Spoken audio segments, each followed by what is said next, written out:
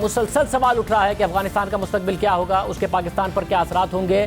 امریکہ اس وقت بیس ڈھونڈ رہا ہے، پاکستان بار بار منع کر رہا ہے، اور اب تو دو ٹوک الفاظ میں وزیر اعظم پاکستان نے اس سے انکار کر دیا۔ Will you allow the American government to کیا آپ امریکی حکومت کو یہ اجازت دیں گے کہ وہ CIA کو پاکستان میں رکھ کر افغانستان میں القاعدہ، آئسس یا طالبان کے خلاف کاؤنٹر ٹیررزم کی کارروائی کر سکیں؟ Taliban? Absolutely not. بالکل بھی نہیں۔ There's no way we... کوئی بھی بیسز یا پاکستان کی زمین سے افغانستان میں کسی بھی کارروائی کی اجازت نہیں ہوگی۔ پاکستان نے امریکہ کی جنگ کا حصہ بن کر 70,000 سے زائد جانیں گنوائی ہیں۔ ہم اپنی سرزمین سے کسی بھی ملٹری ایکشن کے متحمل نہیں ہو سکتے۔ ہم صرف امن میں پارٹنر ہوں گے، نہ کہ لڑائی میں۔ Any more military actions from our territory, we will be partners in peace, not in conflict. The American military right now is discussing امریکی ملٹری اس وقت سوچ رہی ہے کہ افغان فورسز کو طالبان کے خلاف سپورٹ کرنے کے لیے ایئر اسٹرائکس کی جا سکیں۔ کیا آپ امریکہ کو اس کے لیے اپنی فضائی حدود استعمال کرنے دیں گے؟ use your airspace for those airstrikes. ہم کسی بھی لڑائی کا حصہ نہیں بنیں گے۔ مگر آپ نے ابھی تک یہ فیصلہ نہیں کیا کہ آپ اپنی فضائی حدود استعمال کرنے دیں گے یا نہیں۔ ہم نے اس پر اب تک بالکل بحث نہیں کی ہے، مگر کیوں امریکہ کو اب افغانستان میں بامبنگ کرنے کی ضرورت ہوگی جب اس کا سالوں سے کوئی فائدہ نہیں ہوا ہے؟ اب کیا فائدہ ہو جائے گا؟ It hasn't worked for 20 years. Why will it work again? کیا آپ کی بائیڈن سے صدر بننے کے بعد بات ہوئی ہے؟ نہیں، میری بات نہیں ہوئی۔ کیا اس کی کوئی وجہ ہے؟ ان کے پاس جب بھی وقت ہو وہ مجھ سے بات کر سکتے ہیں۔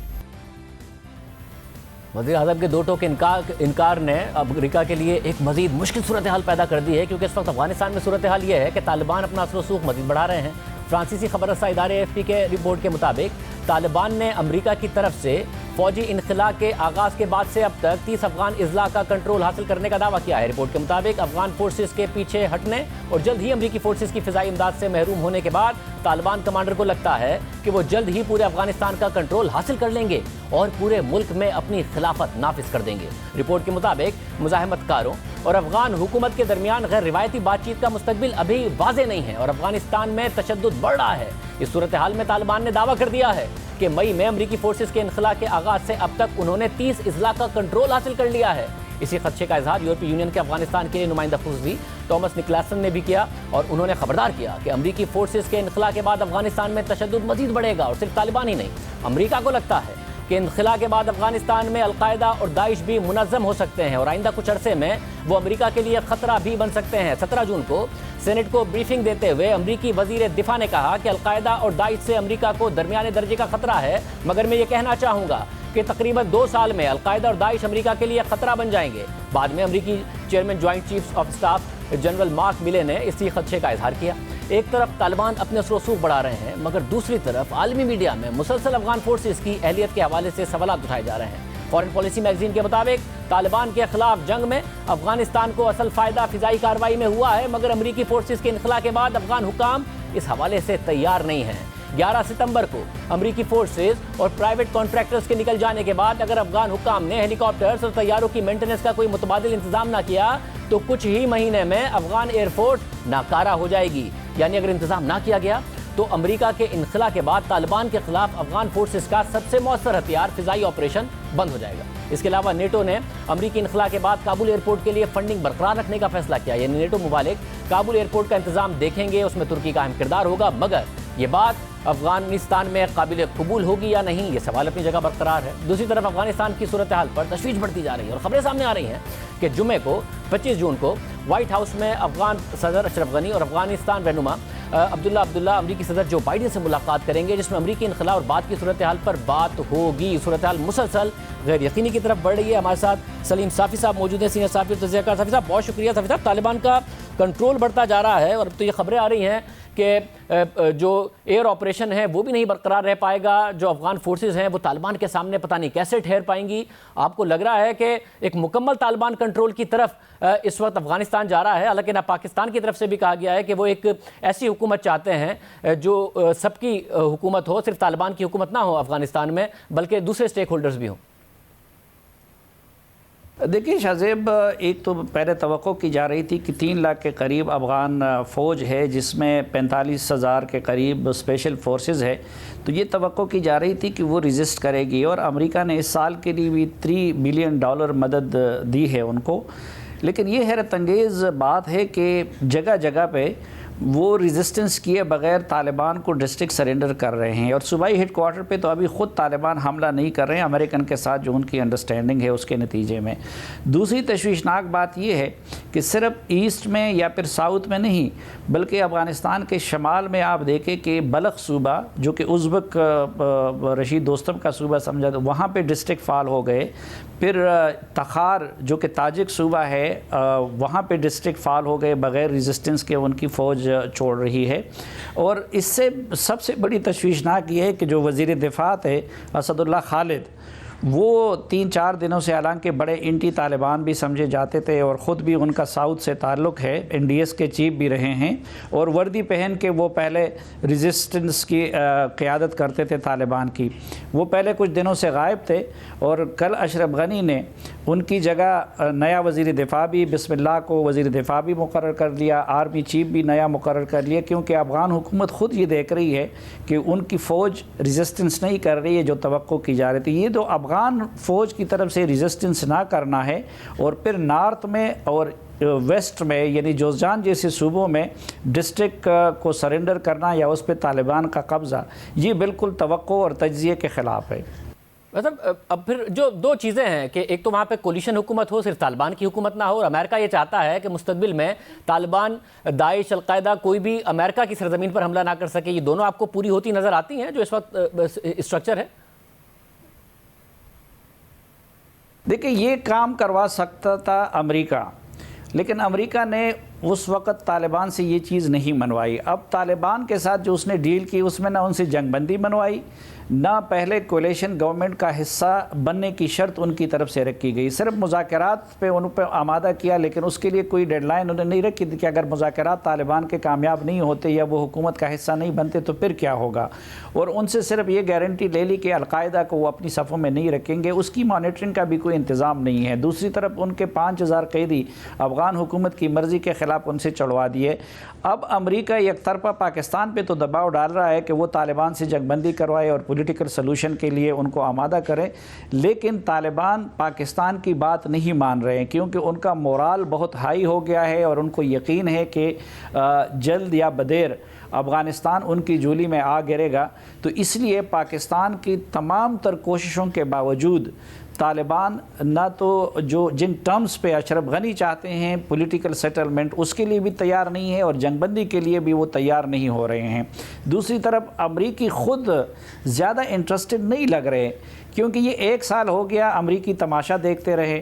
پھر دوسرا یہ کہ وہ بغیر یعنی سارے جو ان کے وعدے تھے کہ ہم افغانستان کو نہیں چھوڑیں گے، وہ وقت سے پہلے امریکی نکل رہے ہیں، بھاگ رہے ہیں، اور ابھی بھی آپ دیکھیں کہ طالبان نے ان کو ستمبر تک کی مہلت دی ہوئی ہے، لیکن امریکہ اور ٹوٹل ان کے 2500 فوجی رہ گئے تھے، نیٹو کی ان سے زیادہ تھے، لیکن وہ ستمبر کا بھی انتظار نہیں کر رہے ہیں امریکی، اور جولائی تک اپنا انخلا مکمل کر رہے ہیں۔ بیسز کو پوری طرح خالی بھی نہیں کر رہے ہیں، بلکہ ادھر جو قیمتی سامان کچھ چیزیں ہوتی ہیں اس کو اڑا دیتے ہیں۔ تو یہ لگتا یہی ہے کہ خود امریکی بھی شاید افغانستان میں پیس کے لیے زیادہ انٹرسٹڈ نہیں ہے یا پولیٹیکل سلوشن کے لیے۔ بہت شکریہ صاحب صاحب کی گفتگو آپ نے سنی۔ وزیر اعظم نے ایک اور متنازع بیان دیا ہے، اس پر بات کریں گے ایک بریک کے بعد۔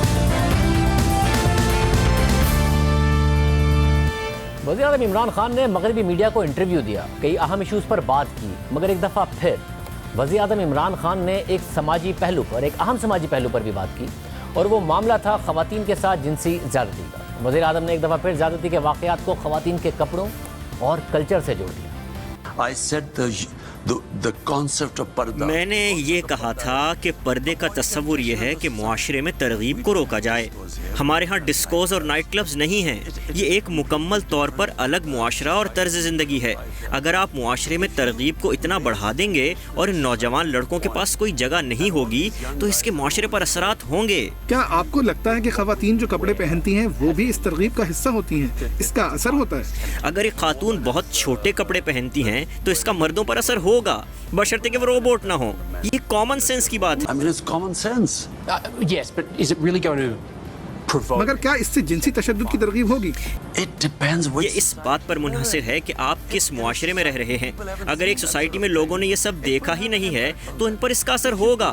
اگر کوئی آپ کے معاشرے میں پلا بڑھا ہو تو ہو سکتا ہے اس پر اثر نہ ہو. یہ ایک ثقافتی سامراجیت ہے کہ جو ہمارے ہاں قابل قبول ہے وہ ہر جگہ قابل قبول ہونا چاہیے. ایسا نہیں ہو سکتا. मगर माजरत के साथ जब आप क्रिकेट स्टार थे तो आप एक प्लेबॉय के तौर पर देखे जाते थे. आपकी बगैर शर्ट की तस्वीरें बेडरूम में तस्वीरें आई. جوناتھن یہ معاملہ میرے بارے میں نہیں ہے, یہ میری سوسائٹی کے بارے میں ہے. میری ترجیح یہ ہے کہ میری سوسائٹی کس طرح رہتی ہے, کس طرح رد عمل آتا ہے. جب میری سوسائٹی میں سیکس کرائم آسمان کو چھوتا ہے تو ہم بیٹھ کر ڈسکس کرتے ہیں کہ اس سے کیسے نمٹنا ہے. اس سب کا میری سوسائٹی پر اثر پڑ رہا ہے تو ہمیں کچھ تو کرنا ہے. It is having an impact in my society. We have to do something about it. اس سے پہلے بھی وزیر اعظم نے ریپ کیسز سے متعلق ایک چونکا دینے والا بیان دیا تھا اور ایسے واقعات کو خواتین کے پردے سے جوڑ دیا تھا. جس معاشرے کے اندر بھی اگر آپ فحاشی بڑھاتے جائیں تو وہ کوئی تو اس کا اثر ہوگا نا.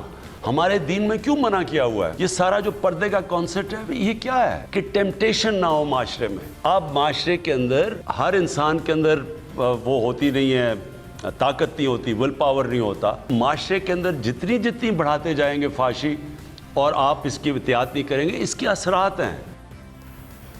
ہم پہلے بھی کہہ چکے ہیں وزیر اعظم عمران خان اگر پردے سے متعلق بات کرنا چاہتے ہیں, اپنا نظریہ عوام کے سامنے رکھنا چاہتے ہیں تو وہ یہ کر سکتے ہیں. لیکن وزیر اعظم بالکل یہ تاثر نہیں دے سکتے کہ خواتین کے لباس کی وجہ سے ریپ کیسز ہوتے ہیں. یہ اشارہ تک نہیں دے سکتے کہ ریپسٹ اپنے جذبات پر کنٹرول نہیں کر سکتا اس لیے ریپ ہوتے ہیں. وزیر اعظم کی طرف سے یہ براہ راست وکٹم بلیمنگ ہے جو صرف افسوسناک نہیں بلکہ خطرناک بھی ہے, کیونکہ پاکستان میں پہلے ہی خواتین خود یا خاندانی دباؤ میں ریپ کیسز کو رپورٹ نہیں کرتی. انہیں پہلے ہی وکٹم بلیمنگ کا سامنا رہتا ہے کہ اکیلی کیوں نکلی تھیں, دیر سے کیوں نکلی تھیں, ایسے ویسے کپڑے کیوں پہنے, دوپٹہ لیا یا نہیں, برقع پہنا یا نہیں. اور یہ وکٹم بلیمنگ اس حد تک ہوتی ہے کہ وکٹم خود یہ سوچنے لگتا ہے کہ کہیں مجھے ہراساں کیے جانے میں یا میرا ریپ ہونے میں کہیں میرا بھی کوئی قصور تو نہیں ہے. ایسے ماحول میں ملک کے وزیر اعظم کو وکٹم کے ساتھ کھڑا ہونے کی ضرورت ہے, نہ کہ وکٹم بلیمنگ کی روایت کو اور مضبوط کر کے وکٹم ہی کی حوصلہ شکنی کی ضرورت ہے. ایسے وقت میں وزیر اعظم کو قوم کے مردوں کو کنسنٹ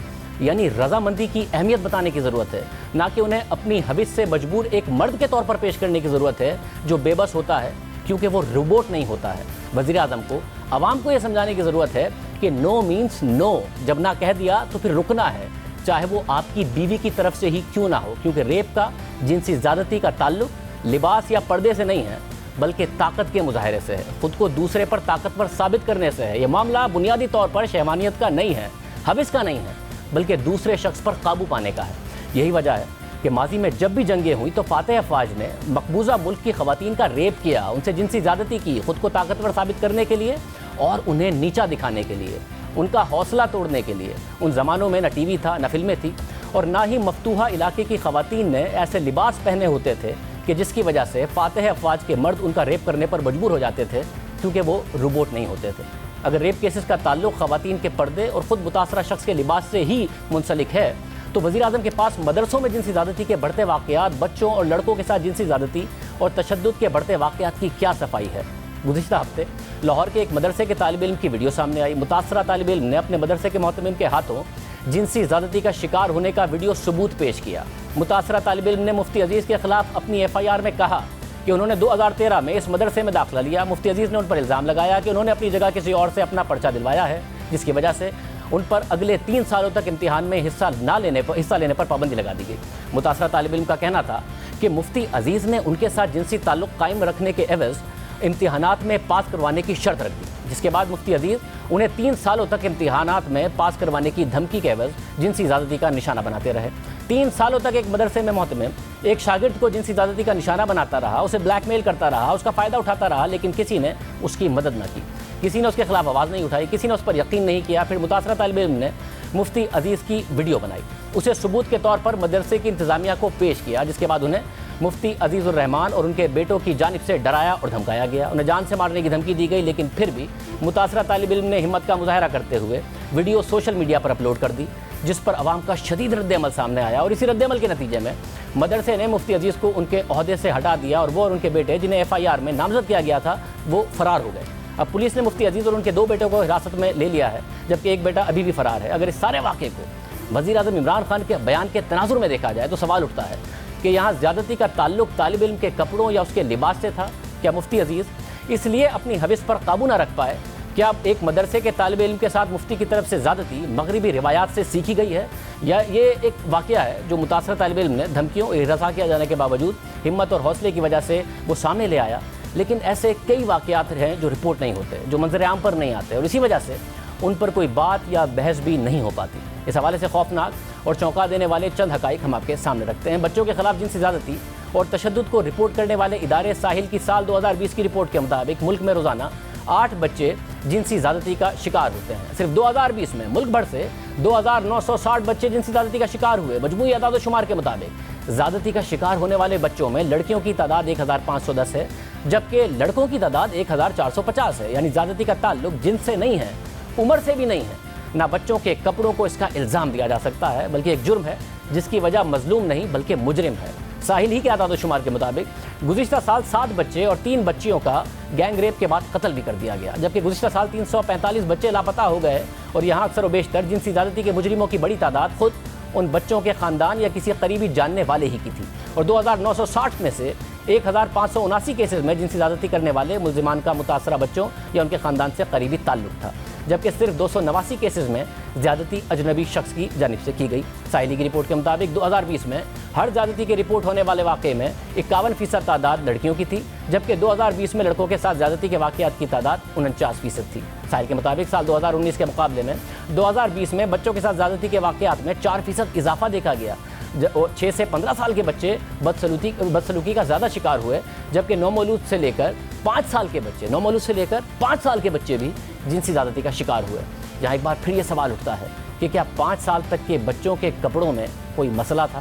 یہاں ایک اور سوال یہ بھی اٹھتا ہے کہ اگر وزیر اعظم کا ماننا ہے کہ جنسی زیادتی کے کیسز کا تعلق بے حیائی سے جڑا ہے، تو گاؤں اور دیہاتوں میں یہ واقعات زیادہ کیوں ہو رہے ہیں، جہاں میڈیا کا ایکسپوجر شہروں کے مقابلے میں کم ہے؟ کپڑوں پر بھی تنقید کم کی جا سکتی ہے، کیونکہ ساحل ہی کی رپورٹ کے مطابق جنسی زیادتی کے رپورٹ ہونے والے کیسز میں 65% کا تعلق دیہی علاقوں سے، جبکہ 35% کیسز کا تعلق شہری علاقوں سے تھا۔ ریپسٹ اور متاثرہ شخص سے متعلق بہت سے ایسے مفروضے ہیں جنہیں بغیر تصدیق کے وسیع پیمانے پر درست تسلیم کیا جاتا ہے، مگر وہ حقائق پر مبنی نہیں ہوتے ہیں۔ شاید وزیر اعظم بھی ایسے ہی مفروضوں کو درست مانتے ہیں، مگر اہم بات یہ ہے کہ وزیر اعظم ایک دفعہ یہ بات کرنے کے بعد حقائق سے اپنی تصحیح کرنے کے بجائے دوبارہ انہی مفروضوں کو دہرا رہے ہیں، اور بین الاقوامی میڈیا میں بھی ماضی میں بھی ان پر وکٹم بلیمنگ کے حوالے سے تنقید ہوئی ہے، ہیڈ لائنز لگی ہیں، اور پھر یہی ہو رہا ہے۔ وہ مفروضے کیا ہیں اور حقیقت کیا ہے، یہ بھی آپ کے سامنے رکھتے ہیں۔ دنیا کے 3 ممالک میں ریپ سے متعلق فرضی داستان یعنی میتھ اور حقائق سے متعلق تحقیق ہوئی ہے، اور ان تحقیق میں ریپ کرنے والے اور متاثرہ شخص کے انٹرویوز بھی شامل ہیں، سائیکالوجسٹ اور پروسیکیوشن کے تجزیے بھی شامل ہیں۔ سب سے پہلے آپ کے سامنے امریکہ کے جسٹس ڈپارٹمنٹ کی تحقیق رکھتے ہیں۔ امریکی ادارے کی تحقیق کے مطابق ریپ جیسے جرم اور اس جرم میں متاثرہ شخص سے متعلق بہت سی فرضی داستانیں ہیں، جس میں پہلا مفروضہ یہ ہے کہ ریپ جوش اور جذبے میں بے قابو ہونے کا جرم ہے۔ خیال کیا جاتا ہے کہ ریپ کرنے والا انتہائی غیر معمولی شہوت یعنی جنسی حوث میں مبتلا ہوتا ہے، جس کی وجہ سے اس کا خود پر کنٹرول نہیں ہوتا ہے۔ مگر ماہر نفسیات نے تحقیق سے یہ دریافت کیا ہے کہ ریپ کے زیادہ تر کیسز میں انہیں جنسی خواہش کو کنٹرول نہ کر پانے کا معاملہ نہیں دیکھا گیا، بلکہ جنسی حملے کے پیچھے اکثر جو محرک ہوتا ہے وہ دوسرے شخص پر قابو پانے یا اسے کنٹرول کرنے کی خواہش ہوتی ہے۔ ریپ بنیادی طور پر طاقت اور غصے کا اقدام ہوتا ہے، اور اس جرم میں جنسی پہلو بنیادی نہیں بلکہ ثانوی حیثیت رکھتا ہے۔ امریکی ادارے کی تحقیق کے مطابق ریپ سے متعلق جو دوسرا مفروضہ ہے وہ یہ ہے کہ جو خواتین محتاط ہوتی ہیں ان کا ریپ نہیں ہوتا ہے، مگر یہ مفروضہ بھی غلط ہے۔ ریپ کسی بھی جگہ، کسی بھی موقع پر اور کسی بھی وقت ہو سکتا ہے۔ بیورو آف جسٹس اسٹیٹسٹکس کے اعداد و شمار کے مطابق 35% ریپ متاثرہ شخص کے گھر کے اندر یا قریب ہوتے ہیں، اور دفتروں اسکولوں میں بھی ریپ کے واقعات ہوئے ہیں۔ امریکی تحقیق کے مطابق کچھ حفاظتی اقدامات ہیں جو خواتین لے سکتی ہیں، مگر سب سے محتاط خاتون بھی مکمل طور پر اس جرم سے محفوظ نہیں ہوتی۔ امریکی ادارے کی تحقیق کے مطابق ایک مفروضہ یہ ہے کہ خواتین بھڑکانے والے لباس پہن کر یا رویہ اپنا کر ریپ کو اپنی طرف متوجہ کرتی ہیں، مگر یہ مفروضہ غلط ہے۔ یہ کہنا کہ پرکشش خاتون ریپ کی مستحق ہے، یہ بالکل ویسا ہی ہوگا کہ ہر امیر نظر آنے والا مرد لٹنے کا مستحق ہو۔ امریکی جسٹس ڈپارٹمنٹ کی تحقیق کے مطابق ایک مفروضہ یہ ہے کہ اگر عورت مزاحمت کرے تو ریپ ہونا ناممکن ہے، جبکہ تحقیق کے مطابق زیادہ تر متاثرہ خواتین کسی نہ کسی طرح جنسی حملے کی مزاحمت کرتی ہیں، لیکن ریپسٹ کے پاس سامنے والے شخص کو چونکا دینے اور زیادہ طاقت ہونے کا ایڈوانٹیج ہوتا ہے۔ 85% کیسز میں طاقت کا استعمال دیکھا گیا ہے اور 25% متاثرہ لوگوں کو یا تو خطرناک ہتھیار سے مارنے کی دھمکی دی گئی یا پھر اس کا استعمال کیا گیا۔ اس تحقیق میں اور بھی متعدد معاملات ہیں جن پر کھل کر بات کی گئی ہے۔ اسی طرح ایک اور مغربی جمہوری ملک برطانیہ ہے اور برطانیہ کی کراؤن پروسیکیوشن نے بھی ریپ سے متعلق ایک تحقیق اور تفصیلی تحقیق کی ہے۔ اس میں بھی مفروضوں کا حقائق سے موازنہ کیا گیا ہے۔ تحقیق کے مطابق وسیع پیمانے پر ایک فرضی داستان مشہور ہے کہ ریپ جوش و جذبے کا جرم ہے، جس سے لوگ یہ سمجھنے لگتے ہیں کہ ریپ اکسانے کی وجہ سے فطری طور پر ہو جاتا ہے اور پہلے سے ریپسٹ کے ذہن میں ریپ کرنے کا ارادہ یا خیال نہیں ہوتا ہے بلکہ اکسانے سے آ جاتا ہے، اور یہ بھی گمان کیا جاتا ہے کہ مرد ایک ایسی جنسی شہوت میں مبتلا ہو جاتے ہیں جو ان کے کنٹرول سے باہر ہوتی ہے۔ تحقیق کے مطابق اس طرح ریپ کو رومانوی یعنی رومانٹک بنا دیا جاتا ہے، جبکہ دراصل ریپسٹ خود یہ تسلیم کر چکے ہیں کہ زیادہ تر ریپ کی پہلے سے حکمت عملی بنائی گئی تھی اور یہ ایک سوچا سمجھا اقدام تھا۔ اور تحقیق میں یہ بات بھی دیکھی گئی ہے کہ بعض ریپسٹ جنسی شہوت سے محروم ہوتے ہیں۔ ریپسٹ سے انٹرویوز میں یہ بات بھی پتہ چلی ہے کہ وہ ریپ اس لیے کرتے ہیں تاکہ وہ خود کو طاقتور محسوس کر سکیں اور دوسروں پر کنٹرول حاصل کر سکیں، نہ کہ جنسی لذت حاصل کر سکیں۔ اہم بات یہ ہے کہ بعض ریپسٹ ریپ کرتے وقت اپنی ازدواجی زندگی میں ایک اطمینان بخش جنسی تعلق میں پائے گئے ہیں، یعنی وہ سیکس سے محروم نہیں تھے، اور ایسا نہیں تھا کہ سیکس نہ کرنے کی وجہ سے کسی کے لباس نے انہیں اکسا دیا اور انہوں نے ریپ کر دیا، بلکہ وہ اپنی ازدواجی زندگی میں اطمینان بخش جنسی تعلق میں تھے، پھر بھی انہوں نے یہ گھناؤنا عمل کیا۔ اسی طرح ساؤتھ افریقہ میں ریپ کیسز سے متعلق کام کرنے والی NGO ریپ کرائسس ہیلڈربرگ کی بھی ایک تحقیق ہے جس میں ریپ سے متعلق مفروضوں اور حقائق پر بات کی گئی ہے۔ اس NGO کی تحقیق کے مطابق ریپ میں مجرم سیکس کو ایک ہتھیار کے طور پر استعمال کرتا ہے۔ جنسی خواہش ہو سکتا ہے کہ آپ کے کنٹرول سے باہر ہو، مگر آپ کے اقدامات آپ کے کنٹرول میں ہوتے ہیں۔ سیکشول ایکسائٹمنٹ ریپ کا جواز نہیں ہے۔ اس تحقیق کے مطابق اس کے علاوہ ریپ ایک ایسا جرم نہیں ہے جسے آپ سوچے سمجھے بغیر اچانک کر دیتے ہیں۔ 75% ایسے کیسز سامنے آئے ہیں جس میں جنسی حملے پہلے سے سوچ سمجھ کر کیے گئے تھے، جبکہ گینگ ریپ میں یہ شرح 90% ہے۔ یعنی گینگ ریپ اور انفرادی جنسی حملے اس لیے نہیں ہوئے کہ کسی خاتون کے لباس کو دیکھ کر ریپسٹ اچانک جنسی شہوت میں مبتلا ہو گئے تھے اور حملہ آور ہو گئے تھے، کیونکہ وہ روبوٹ نہیں تھے بلکہ پہلے سے سوچ سمجھ کر پلاننگ کے تحت یہ حملے کیے گئے تھے۔ تحقیق کے مطابق ایک مفروضہ یہ ہے کہ جنسی طور پر حملہ آور زیادہ تر پاگل یا نفسیاتی مریض ہوتے ہیں جو متاثرہ شخص کو نہیں جانتے ہیں، جبکہ حقیقت یہ ہے کہ 80% کیسز میں جان پہچان کے لوگ دیکھے گئے ہیں۔ ریپسٹ آپ کے ساتھ کام کرنے والا آپ کا دوست اور خاندان کا فرد بھی ہو سکتا ہے۔ تحقیق کے مطابق ایک مفروضہ یہ بھی ہے کہ جنسی تشدد میں کبھی کبھار متاثرہ شخص کی بھی غلطی ہوتی ہے، جبکہ حقیقت میں متاثرہ شخص کی کبھی غلطی نہیں ہوتی، اور اس غلط مفروضے کی وجہ سے لوگ سمجھتے ہیں کہ متاثرہ لوگ اپنے اقدامات اور لباس کی وجہ سے جنسی تشدد کا جواز دیتے ہیں، جبکہ حقیقت میں اس سے کوئی فرق نہیں پڑتا کہ متاثرہ شخص نے کیسا لباس پہنا ہے، یا اس نے کوئی نشہ کیا ہے یا نہیں، یا وہ رات کو اکیلی تھی۔ کوئی نہیں کہتا کہ آؤ مجھے ریپ کرو۔ اس کی ذمہ داری ہمیشہ مجرم پر ہوتی ہے، متاثرہ شخص پر کبھی نہیں ہوتی ہے۔ یہ تمام حقائق ہیں جو ہم نے آپ کے سامنے رکھے ہیں۔ ہم امید کرتے ہیں کہ وزیر اعظم حقائق کو دیکھ کر اپنی رائے سے پر غور کریں گے، کیونکہ وہ اب بار بار یہ بات کر رہے ہیں۔ پہلے لوکل میڈیا پر بات کی، اب انٹرنیشنل میڈیا پر ان کی طرف سے یہ بات کر دی گئی ہے۔ پروگرام میں بڑے شامل کرتے ہیں۔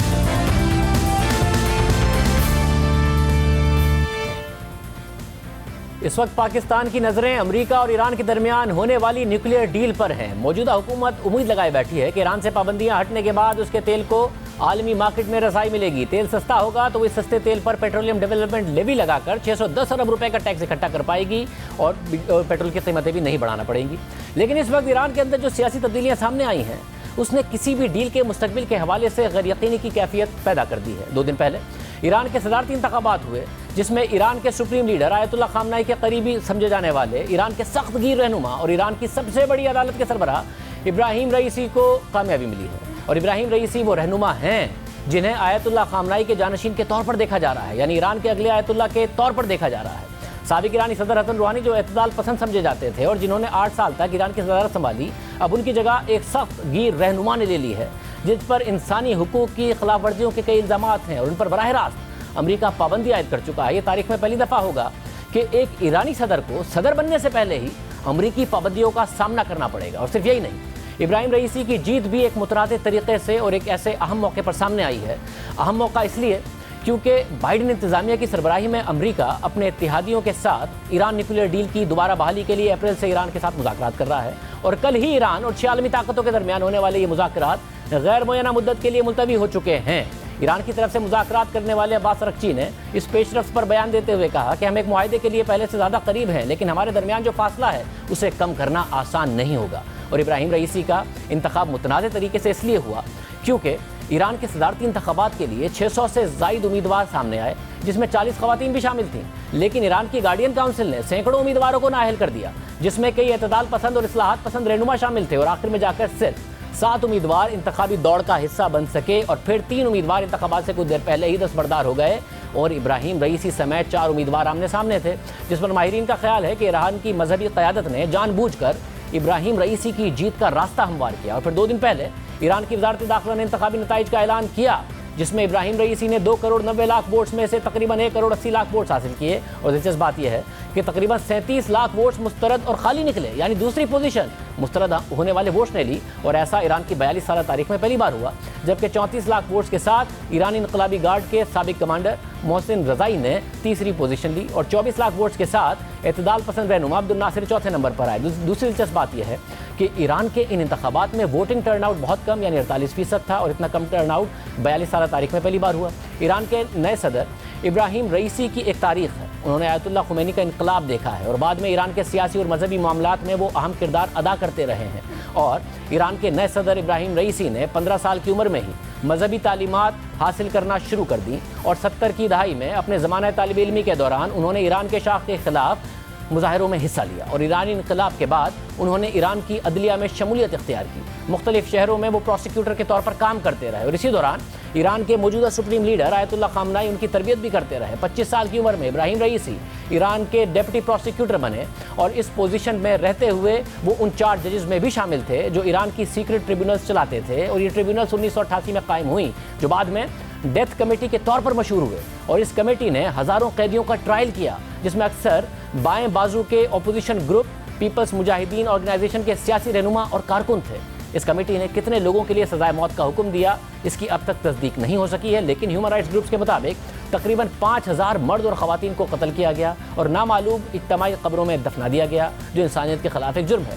ابراہیم رئیسی ذاتی طور پر اس قتل عام میں ملوث ہونے کی تردید کرتے رہے ہیں، اور پھر 5 سال پہلے ایک تنازعہ ایران کے سابق ڈپٹی سپریم لیڈر آیت اللہ حسین علی کی 1988 کی آڈیو ٹیپ لیک ہونے کے بعد سامنے آیا، اور اس آڈیو ٹیپ میں ابراہیم رئیسی اور ڈیتھ کمیٹی کے دیگر ممبران 200 اضافی سیاسی قیدیوں کے قتل کے لیے آیت اللہ حسین علی کو قائل کرنے کی کوشش کرتے ہوئے سنائی دیے، جس میں حسین علی منتظری کو واضح طور پر انکار کرتے ہوئے یہ کہتے ہوئے سنا گیا کہ یہ قتل عام ایران کی تاریخ میں انسانیت کے خلاف سب سے بڑا جرم ہے، جس پر ابراہیم رئیسی نے یہی جواب دیا کہ آپ کے احکامات کی پیروی کریں گے، اور پھر آیت اللہ حسین علی 1989 میں آیت اللہ خمینی کی جانشین کی حیثیت سے اپنی پوزیشن گنوا بیٹھے، اور پھر آیت اللہ خامنائی نے آیت اللہ خمینی کے انتقال کے بعد سپریم لیڈر کا عہدہ سنبھالا، جو آج تک ان کے پاس ہے۔ اور آیت اللہ خامنائی کے دور میں ابراہیم رئیسی مضبوط سے مضبوط تر ہوتے چلے گئے، اور 2014 میں وہ ایران کے پروسیکیوٹر جنرل بنے، اور 2016 میں انہیں آیت اللہ خامنائی نے ایران کے سب سے اہم اور امیر ترین فاؤنڈیشن آستان قدس رضوی کا نگراں بنا دیا، اور یہ فاؤنڈیشن کئی رفائی اداروں کو دیکھتی ہے، اور پھر 2019 میں آیت اللہ خامنائی نے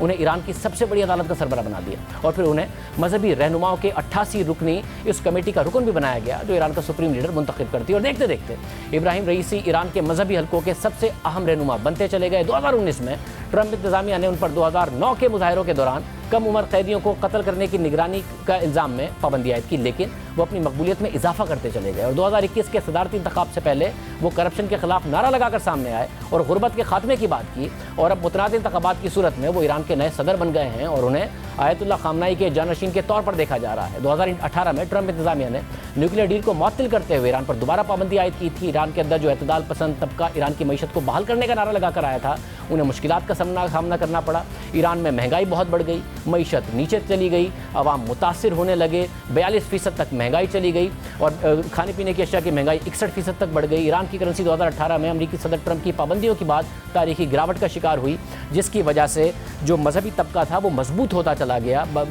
بنسبت اس کے کہ امریکہ کے پلان کے تحت وہ کمزور ہوتا۔ کامران بخاری صاحب، ماہر بشری کے وسطی امور ہمارے ساتھ موجود ہیں۔ کامران بخاری صاحب بہت شکریہ۔ بڑی تبدیلیاں ایران کے اندر آئی ہیں، مگر امریکہ میں تبدیلی آئی ہے، ٹرمپ کی جگہ بائیڈن آئے ہیں، وہ ڈیل بحال کرنا چاہتے ہیں، آپ کے خیال میں یہ ہو پائے گا؟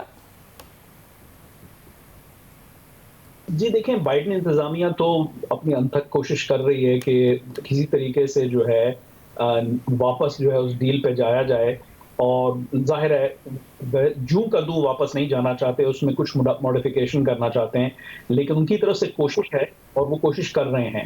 لیکن اب یہ جو نئے صدر آئے ہیں ابراہیم رئیسی, ان کا کردار اور ان کا ماضی اور جو ہے اس کے اوپر ذرا کچھ کنسرنز ہیں, اور بائیڈن انتظامیہ ڈومیسٹکلی بہت زیادہ اور بین الاقوامی طور پہ بھی پریشر میں آ جائے گی, خاص طور پہ مغربی ممالک سے, کہ بھائی جو ہے یہ آپ ایک ایسے شخص کے ساتھ جو ہے نارمل ریلیشن شپ کیسے رکھ سکتے ہیں کہ جس کے ہاتھوں پہ جو ہے نا ہزاروں لوگوں کا خون ہے.